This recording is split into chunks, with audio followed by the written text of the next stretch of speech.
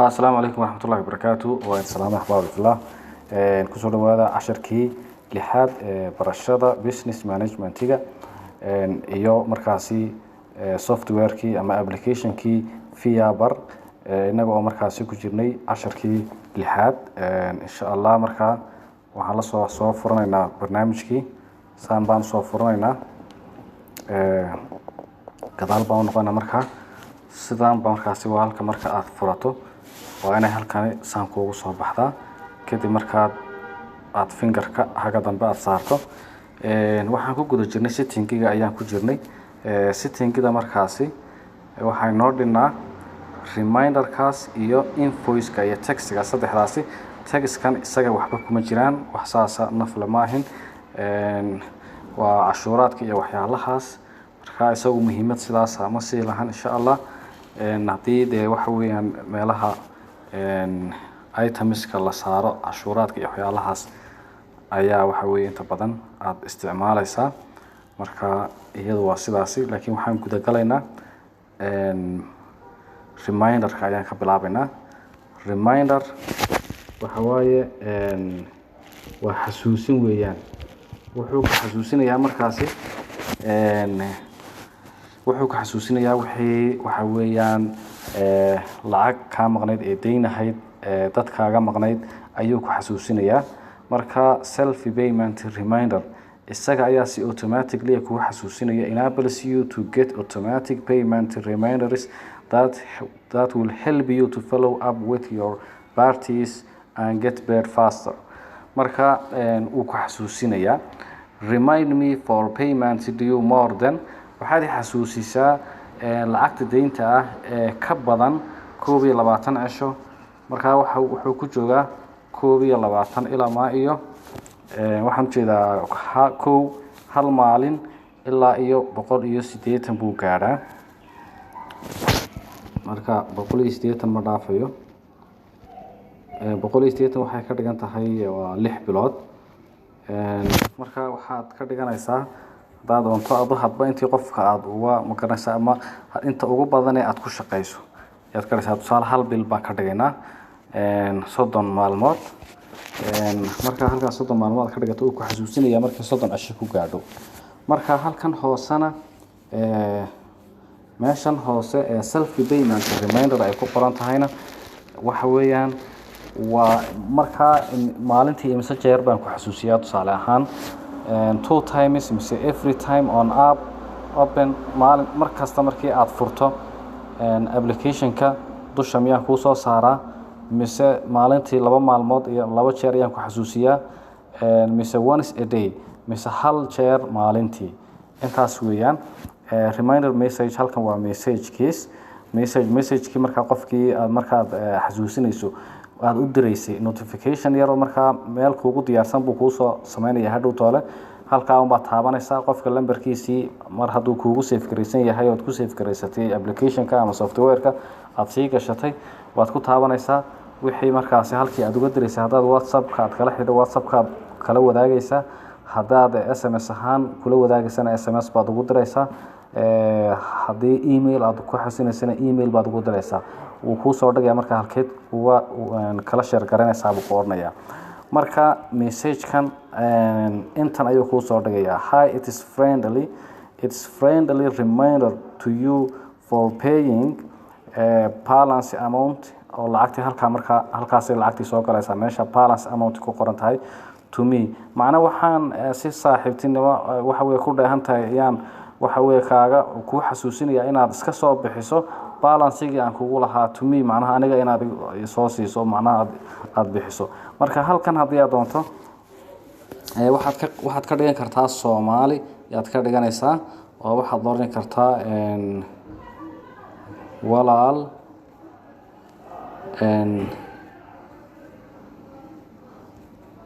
lacagtii soo bixi adoo mahadsan saasoo kala dooran kartaa safe hadaan dhahno halkaas inoogu jiraysaa marka markasta qof kasta intaas way u dhacaysaa hadhow toole notification-kaas waad u diraysaa message-ka waad la wadaagaysaa hadhow waan idin tusi doonaa marka insha Allah inta marka halkaas aan kaga baxaynaa waa reminderkii markaasi saddexdaa qodob ayaa markaasi aan kaga baxaynaa. Gadaal u noqo invoice print baan galaynaa. Invoice print markaasi waxa weyn waa qaabkii invoice-ku macnaha uu soo print gareysmayay markii invoice-ka aad u dhamaystirtay qofkii wixii aad ka iibinaysay aad galgaliso magaciisa iyo wixii aad galiso qaabkii markaasi ay u soo baxaysay ayaa wixii aad ka bedelaysay iyo wixii aad ku darsanaysayba halkan markaasi ay kuugu wada diyaarsan yihiin. marka qodob baan iyadana u dul istaagana insha Allah. Set default thermal printer marka wuxuu ku leeyahay halkan waxaad isticmaashaa thermal halkan aan ka bilaabanaa marka warkaas shuu noo taagna kana ayaan ka bilaabanaa. Make regular print default halka wuxuu ku leeyahay default ka dhigo maxaa ahay printerkaaga qaabka adigu maxaa ahay qaabka uu samaysan yahay markaasi ku dayso waxba ka bedelin macnaha ayuu ku leeyahay. marka waad iska xiraysaa kaasi inaad iska xidhaa ayaa wanaagsan. halkan markaas wuxuu ku yiri change them-ka and colors-ka bedel buu ku yiri change them and colors ka bedel. marka waa tan invoice-kii halkan yar ee cas ee vyapar ku qoran yahay oo ku sawiran yahay waxa ku soo galaysa loogadaadii baa ku soo galaysa meeshan. marka invoice-kii waa kan qaabkan ayuu u soo baxayaa magacaagii halkan buu noqonayaa magacaagii vyapar halka imika ku qoran yahay uu soo galayaa address-kaagii email-kaagii number-kaagii wixii halkaas uu soo galayaa parties cidii markaasi ku wax ka iibisay halkan iyaduna soo galaysa wataas items-kii aad ka iibisay halkan ay soo galayaan halkaas ay soo galayaan iyaguna marka halkan markaasi waxa weeyaan amount-gii received balance payment mode previous balance intaaba ku soo wada qoraya halkan markaasi ay lacagtii soo galaysaa halkaas ay soo galaysaa wixii aad ka qabatay hadii aad lacag ku lahayd hadii wax ku harsan haduu credit yahay wixii halkaas ay soo galayaan halkan saxeexaagii ayaa soo galaya. marka hore u soco waa ka marka waxaas mid ka doonta adigu ka dooro qaabkaas oo dhan midii aad adigu markaas ikhtiyaarto ayaad ka dooran kartaa. You can change whatever you markaas prefer aad adigu door bidayso ayaad ka dooranaysaa. marka wakaas saasaad u bedelaysaa marka saasay kuugu soo baxaysaa sida quruxda badan leh ajaayibka oo aadka muxuu ahay brilliant u ah ayaa kuugu soo baxaysaa adiga arkaya waxay noqonaysaa invoice aad iyo aad u qurux badan ma sha Allah. marka wakaas midkii adigu markaas aad doorto ayaad oranaysaa apply ba oranaysaa halkan apply-gana taabanaysaa apply change. marka hadhow saasay kuugu sida hadda aan ku apply garanay bay noo ahaanaysaa kama ilaa aad ka bedesho iska bedelayso. okay halkan waa waxa weeyaan waa print text size printiga markaasi text-ka waxaan ku dhex qorqoran waxyaalaha ku dhex qorqoran waxa weeyaan qaabkii aad ka rabtay farta waa far waaweyn mise far dhexe mise far yaryar medium-kaas aan ku daysanayna page size A4 baan ka dhiganay A4-kaas noogu daa print company magaca shirkadda ama meherada waxa weeyaan inay soo la print gareeyo miyaad rabtaa waan rabaa company name text waxa weeyaan maxay ahayd company name text farta magaca shirkadda ama company-ga magaceeda ma waxaad rabtaa fartu inay large noqoto waa weynaato mise inay yaryaraato mise inay large-daas aan ku daysanayna. loogada ma waxaad rabtaa inay iyaduna print garowdo oo ay soo raacdo markii aad waraaqda ay ku soo sawiranto miyaad rabtaa waan rabaa. address-ka miyaad rabtaa inuu isaguna soo print garoobo email-ka yes phone number-ka yes sidaas noogu furnaado. waxaan waa lambar markaasi weeyaan ayaa la rabaa lambar ganacsi tin on sale hadii aad lambarka rabto inaad furato isagana waad furanaysaa oo aad leedahay. okay halkan extra spaces weeyaan waxa weeyaan space miyaad rabtaa inay u dhaxeeyaan muxuu ahaa qaybaha ay ka kooban tahay invoice-ku miyaad rabtaa inuu space yar u dhaxeeyo miyaad rabtaa may zero baan waxba inay u dhaxaynin haddaad yar rabtaa inay yar kala durdurto 2 3 4 5 waad ka dhigan kartaa wixii markaasi adigu aad rabto ayaad ka dhigan kartaa marka anu zero baan ka dhigtaa markaan waxa weey ku shaqeynayo zero ga bay tahay okay halkan print original duplicate halkan print original iyo duplicate trib iyo tribal muxuu ahaayay triplicate intaasba way leedahay marka macnaha hadhow markaad print garaysato invoice-ka xagga sare ayaa waxa kugu soo qormaya 3 yar oo box oo mid waliba ku hor qoran yahay original box yar baa ku hor yaala duplicate na box yar baa ku hor yaala triplicate na waxa ku hor yaala box yar baa ku hor yaala hadhow markaasi hadii aad 3 xabo aad soo saarato oo aad print garaysato 3da xabo tick baad saaraysaa markii aad adigu taad la harayso originalka tick baad saarnaysaa ta qofka hadii aad qof kala siinayso oo transportation-ka tick baad u saaraysaa marka saasaad macnaha si aad ugu kala garatay hadhow toole marka saas weeyaan change halkan waxa weeyaan you can change the invoice name magacada invoice-ka ayaad bedelini kartaa tusaale magacadana aad bedelaysaa sales baa halka sare ku taala invoice-ka waxaad ka dhigan kartaa wax kale aad u bedelin kartaa magac kale payment lacag la soo bixiyay baad ka dhigan kartaa waad bedelin kartaa sales order dalab ii baad ka dhiganaysaa Soomaali baad ku bedelin kartaa hadaa doonto macnaha magacdan aad bedelaysaa buu ka wada magacdaas ayaad bedelaysaa buu ka wada wax kale ma ahin marka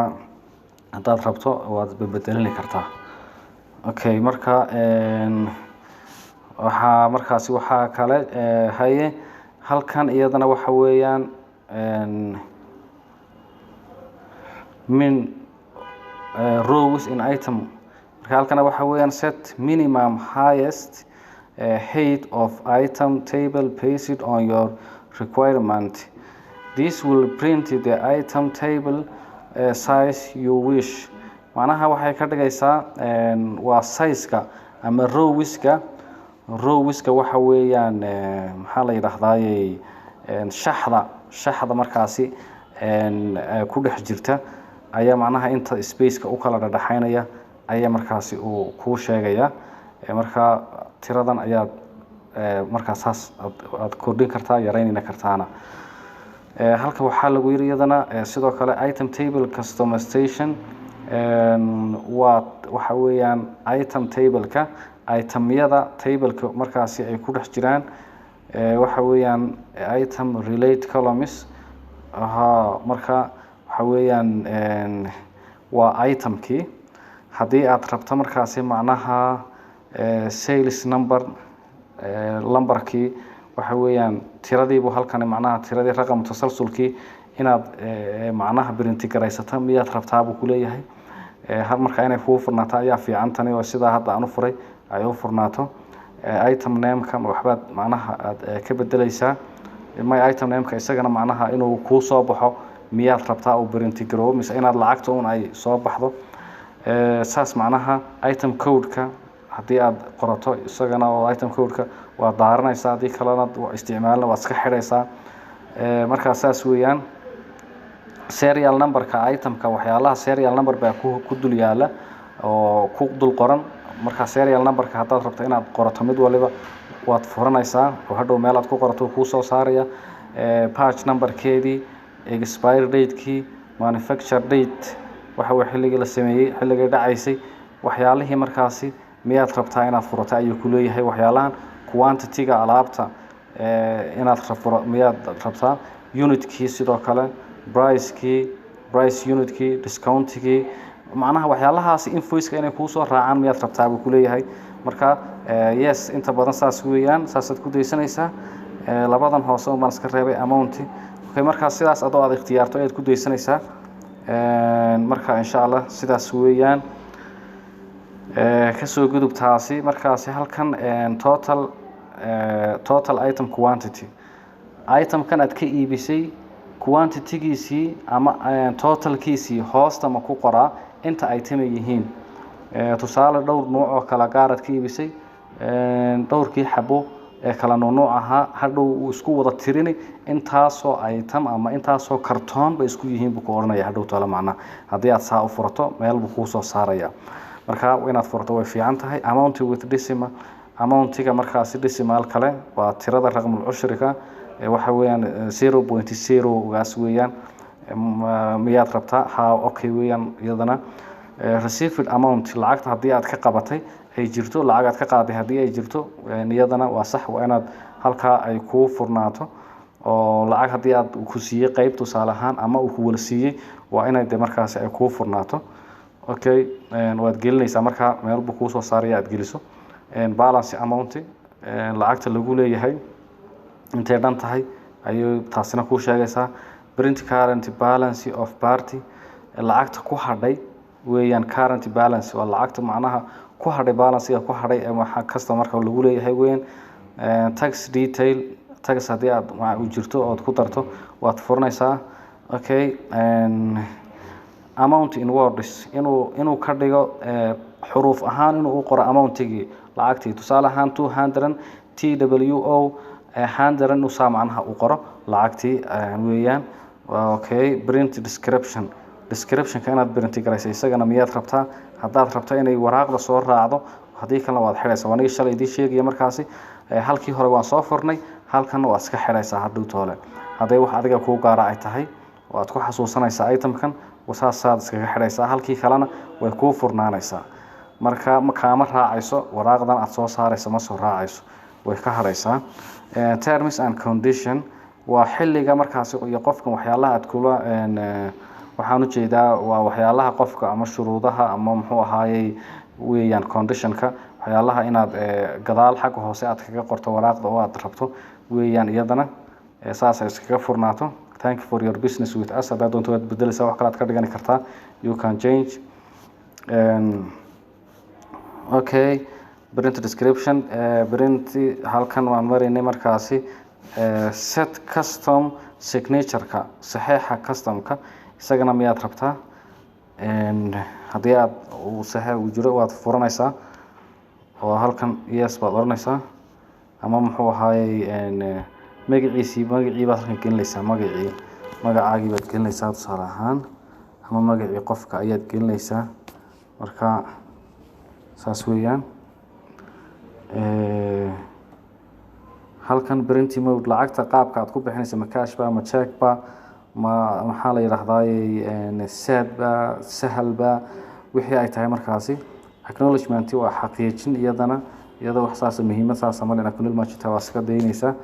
okay intaas markaasi waxa weeyaan waa rakibitaankii baalka markaasi ayaan wali ku guda jirnaa application-ka ama software-ka waa rakibitaankiisii ama setting-giisii ama dabdigii luqada carabiga marka insha Allah intaas ugu muhiimsan oo waxa weeyaan wax hadda dhiman oo aan ka ahayn inaan hawshii aan bilowno oo aan waxa weeyaan itemkii aan ku gurno bartiiskii ama maxaa la yiraahdaa customer-kii aan save garaysano dadkii nagu xidhnaa wax naga iibsanayay ama mahardihii naga iibsanayay wax nagu xidhnaa telefoonadoodii iyo meelaha ay degan yihiin addresskoodii wixii baad qornaysaa iyo itemskii inaan markaasi aan gelgelino kadibna aan wax sale garino wax iibino lacag aan qabano profit and loss ki wixii macnaha insha Allah saasaan u sii wadi doonaa hadii la yiraahdo ilaa aan ka dhamaynayno insha Allah markaa ka faa'iideyso waan ka faa'iideysta siina share gareeya comment iyo muxuu ahay like iyo subscribe insha Allah ilaawina dhamaantiina waan idin salaamaya assalamu alaykum warahmatullaahi wabarakaatuh